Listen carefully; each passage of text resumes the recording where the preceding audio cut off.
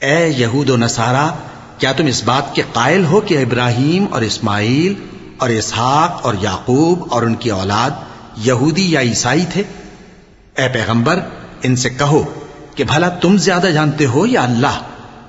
اور اس سے بڑھ کر ظالم کون جو اللہ کی شہادت کو جو اس کے پاس کتاب میں موجود ہے چھپائے؟ اور جو کچھ تم لوگ کر رہے ہو اللہ اس سے غافل نہیں۔ یہ انبیاء کی جماعت گزر چکی، ان کو وہ ملے گا جو انہوں نے کیا، اور تم کو وہ جو تم نے کیا، اور جو عمل وہ کرتے تھے ان کی پرسش تم سے نہیں ہوگی۔ احمق لوگ کہیں گے کہ مسلمان جس قبلے پر پہلے سے چلے آتے تھے اب اس سے کیوں منہ پھیر بیٹھے؟ تم کہہ دو کہ مشرق اور مغرب سب اللہ ہی کا ہے،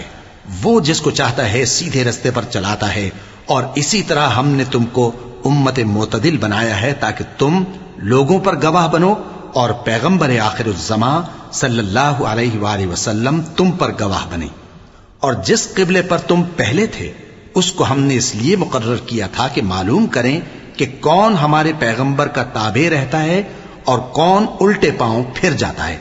اور یہ بات یعنی تحویل قبلہ لوگوں کو گراں معلوم ہوئی، مگر جن کو اللہ نے ہدایت بخشی ہے وہ اسے گراں نہیں سمجھتے، اور اللہ ایسا نہیں کہ تمہارے ایمان کو یوں ہی ضائع کر دے۔ اللہ تو لوگوں پر بڑا مہربان ہے، صاحب رحمت ہے۔ اے پیغمبر صلی اللہ علیہ وآلہ وسلم، ہم تمہارا آسمان کی طرف منہ اٹھانا دیکھ رہے ہیں، سو ہم تم کو اسی قبلے کی طرف جس کو تم پسند کرتے ہو منہ کرنے کا حکم دیں گے، تو اپنا منہ مسجد حرام یعنی خانہ کعبہ کی طرف پھیر لو، اور تم لوگ جہاں ہوا کرو نماز پڑھنے کے وقت اسی مسجد کی طرف منہ کر لیا کرو۔ اور جن لوگوں کو کتاب دی گئی ہے وہ خوب جانتے ہیں کہ یہ نیا قبلہ ان کے پروردگار کی طرف سے حق ہے،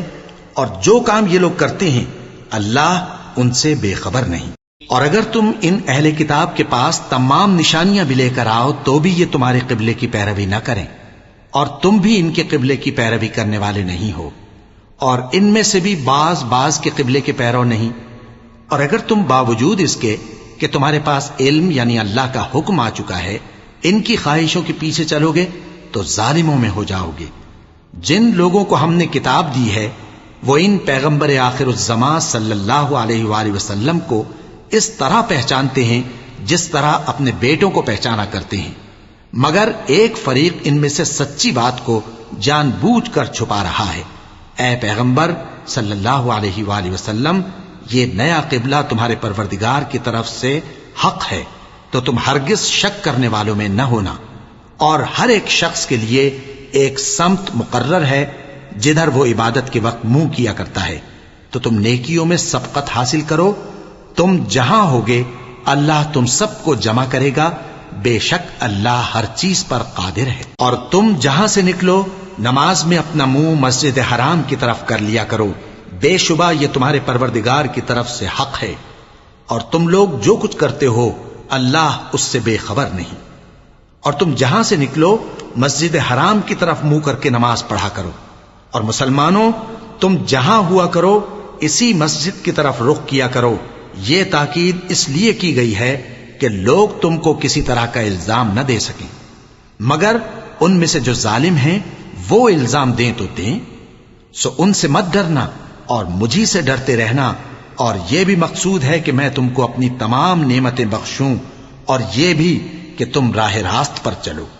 جس طرح من جملہ اور نعمتوں کے ہم نے تم میں تمہیں میں سے ایک رسول بھیجے ہیں جو تم کو ہماری آیتیں پڑھ پڑھ کر سناتے اور تمہیں پاک بناتے، اور کتاب یعنی قرآن اور دانائی سکھاتے ہیں، اور ایسی باتیں بتاتے ہیں جو تم پہلے نہیں جانتے تھے، سو تم مجھے یاد کیا کرو، میں تمہیں یاد کیا کروں گا، اور میرا احسان مانتے رہنا اور میری ناشکری نہ کرنا۔